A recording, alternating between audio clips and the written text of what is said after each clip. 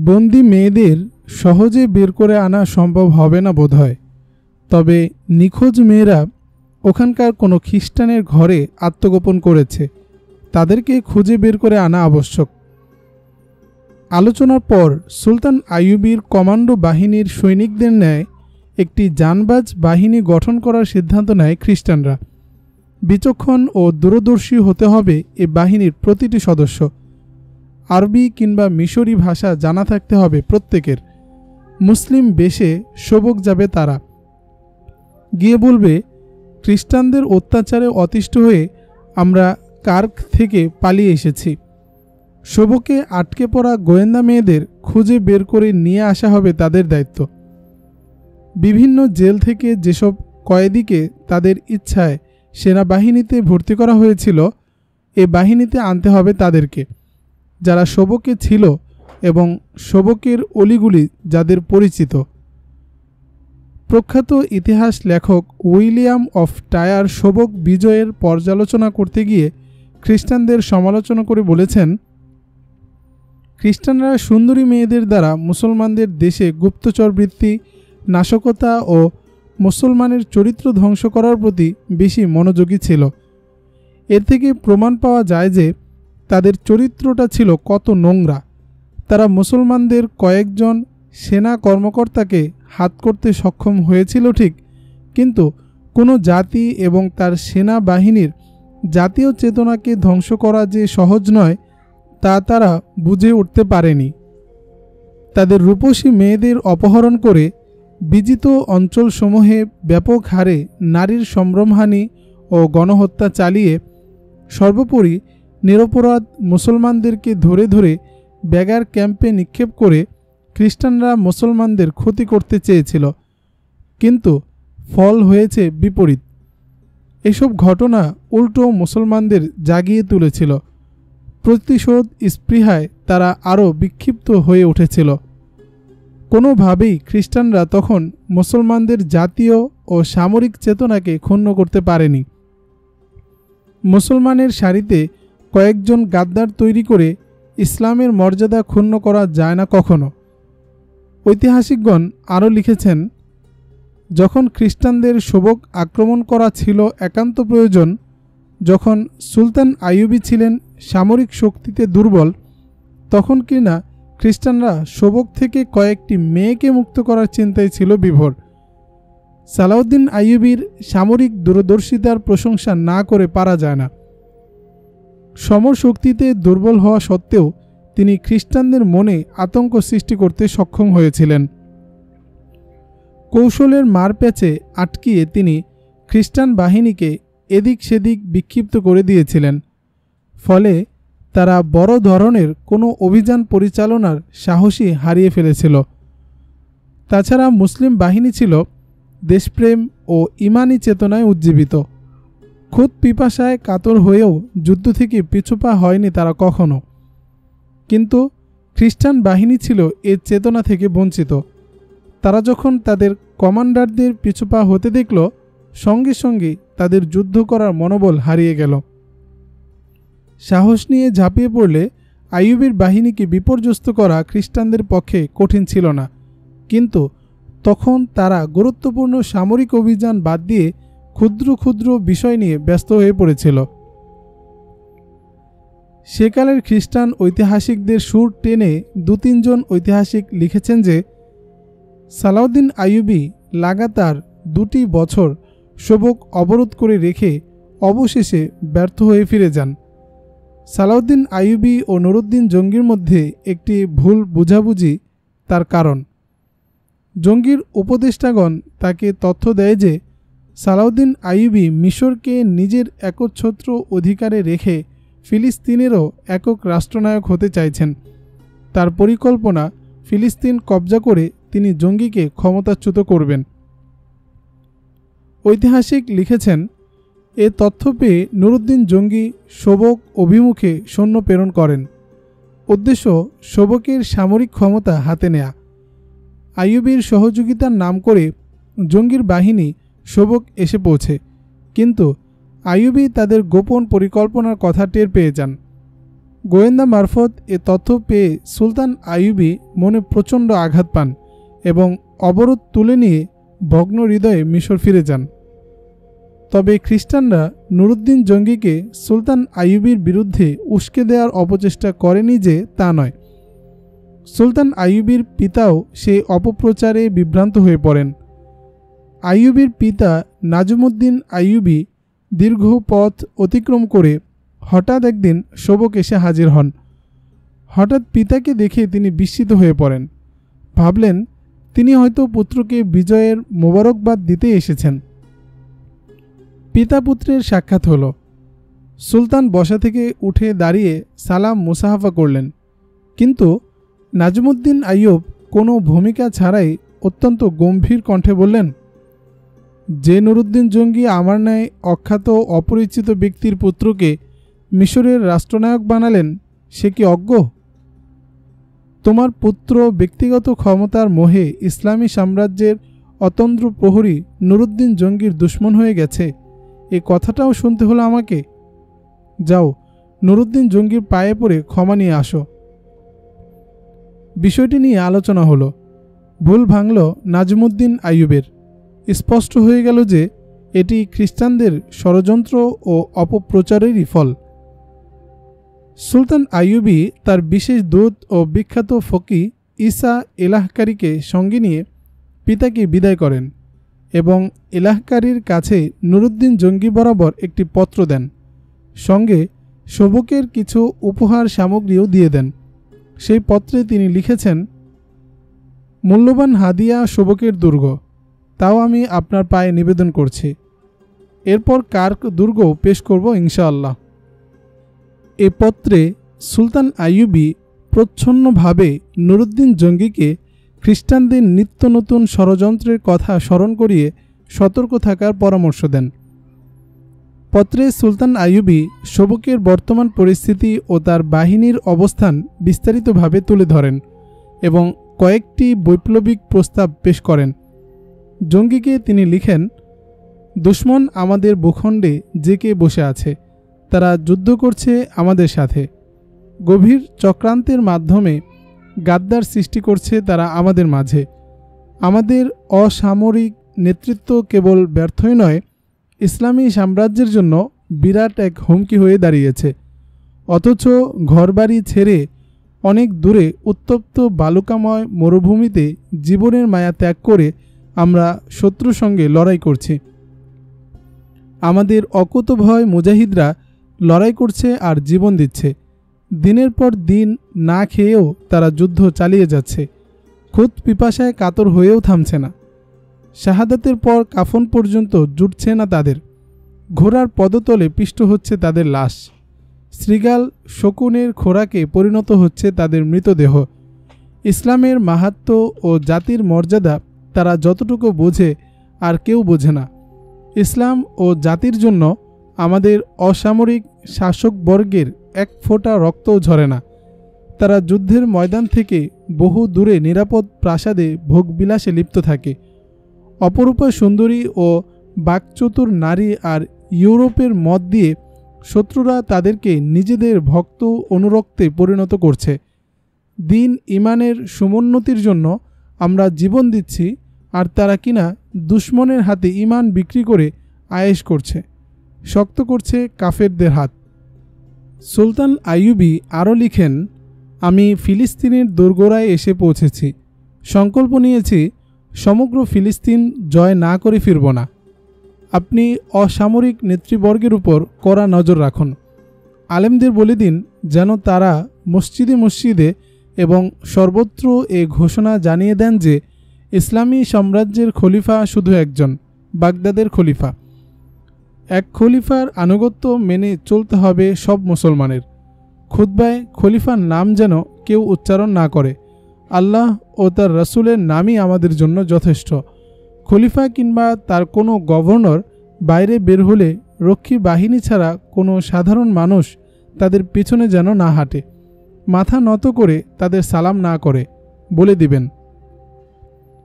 পত্রে সুলতান আইয়ুবী সর্বাধিক গুরুত্বপূর্ণ যে কথাটি লিখেছেন তা হল, শিয়া সুন্নি বিরোধ বেড়ে চলেছে। ফাতিমি খেলাফতের পতন এই বিরোধকে বেশি উস্কে দিয়েছে। এর অবসান ঘটাতে হবে। খেলাফত ও হুকুমত সুন্নি বটে, কিন্তু তাই বলে শিয়াদের গোলামে পরিণত করার অধিকার কারণ নেই।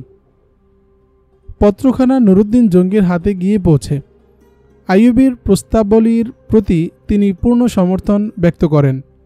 তৎক্ষণাৎ তিনি তার বাস্তবায়ন শুরু করে দেন। অত্যন্ত বুদ্ধিমত্তা ও প্রেম ভালোবাসার মাধ্যমে সুলতান আইয়ুবীও নিজ অঞ্চলের শিয়া সুন্নি বিরোধেরও অবসান ঘটাতে শুরু করেন। সুলতান আইয়ুবীর উপর পাল্টা আক্রমণের পরিকল্পনা নিচ্ছে খ্রিস্টানরা। সংঘাত এড়িয়ে কৌশলে বেরিয়ে আসার নির্দেশ প্রেরণ করে তারা মরুভূমির বিক্ষিপ্ত সৈনিকদের প্রতি। পাশাপাশি 40 সদস্যের একটি কমান্ডো বাহিনীও গঠন করে ফেলে।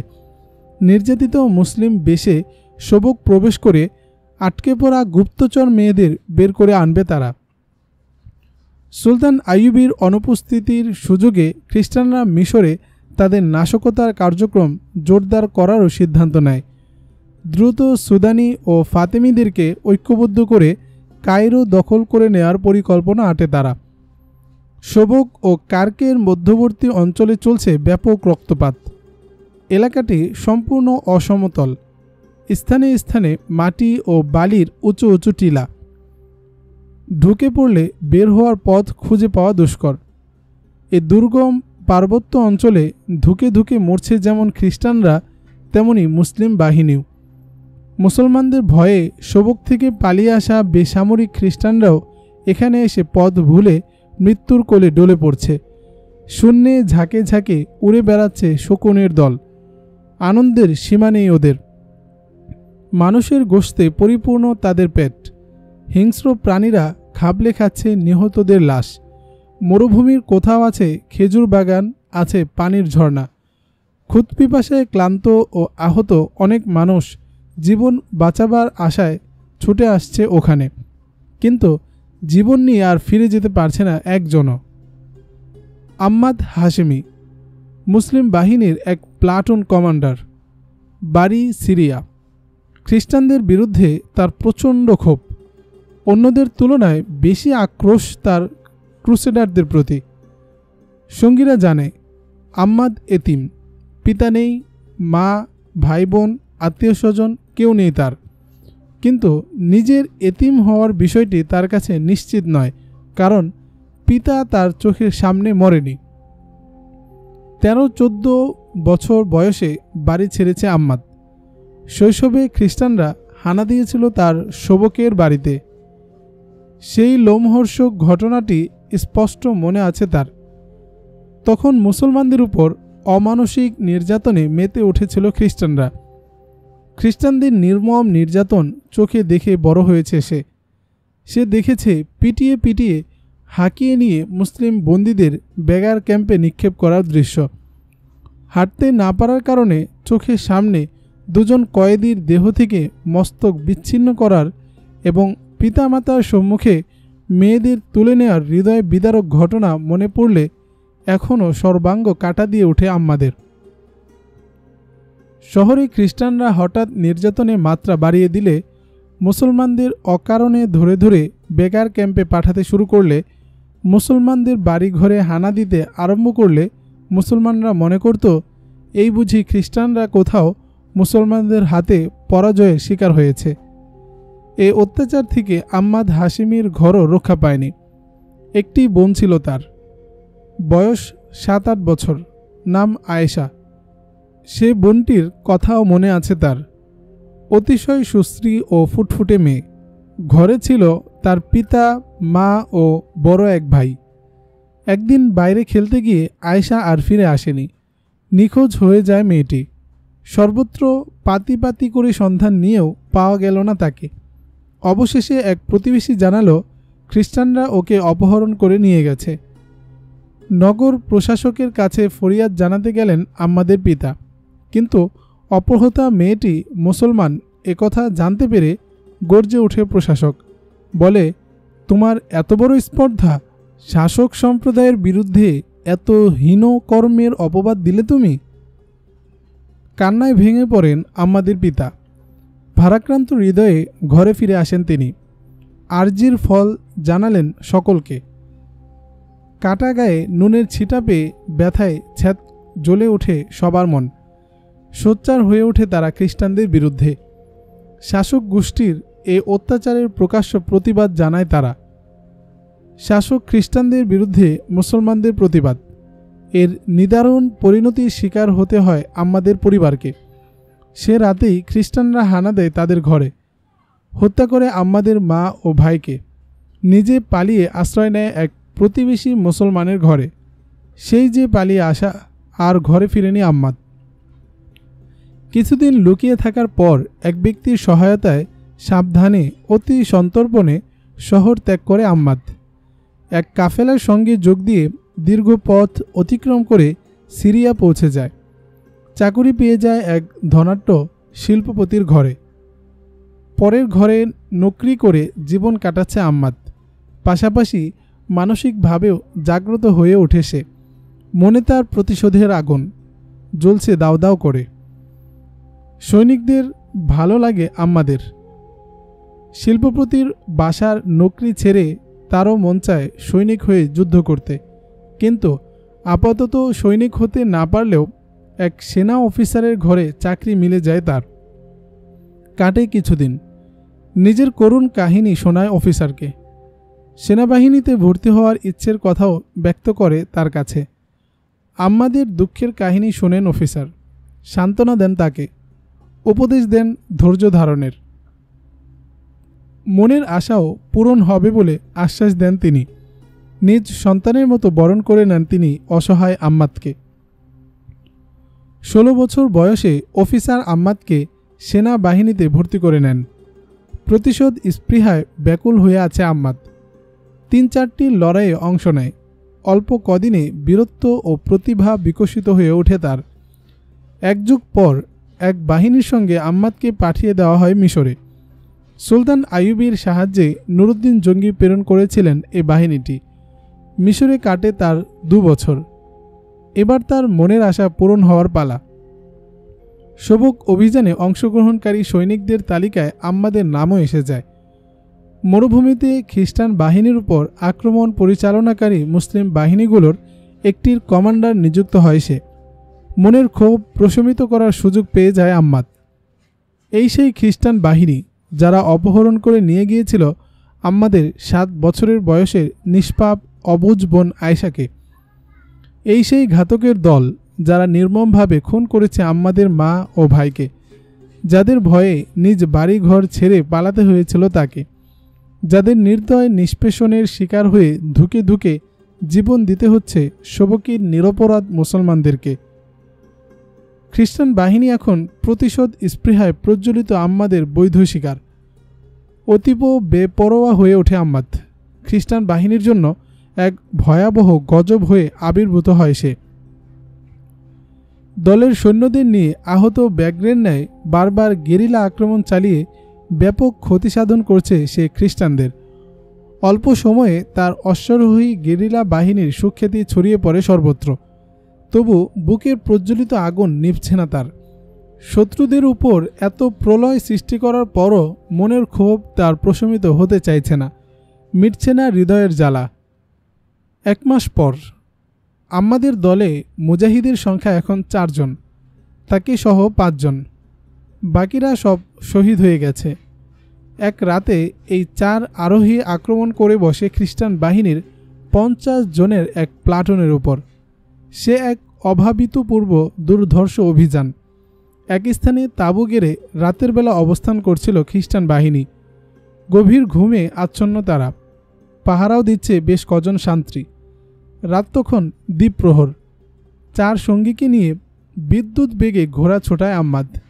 ঘুমন্ত খ্রিস্টান সৈনিকদের মধ্য দিয়ে অতিক্রম করে অন্যদিকে যাওয়ার সময় বর্ষা দ্বারা প্রবল বেগে আঘাত হানে ডানে বায়ে। তার সঙ্গীরাও একই প্রলয় সৃষ্টি করে। খ্রিস্টানরা ঘটনা আঁচ করার পূর্বে অন্ধকারে মিলিয়ে যায় আম্মাদ। ঘুমন্ত খ্রিস্টানদের অনেকে আহত হয় বর্ষার আঘাতে।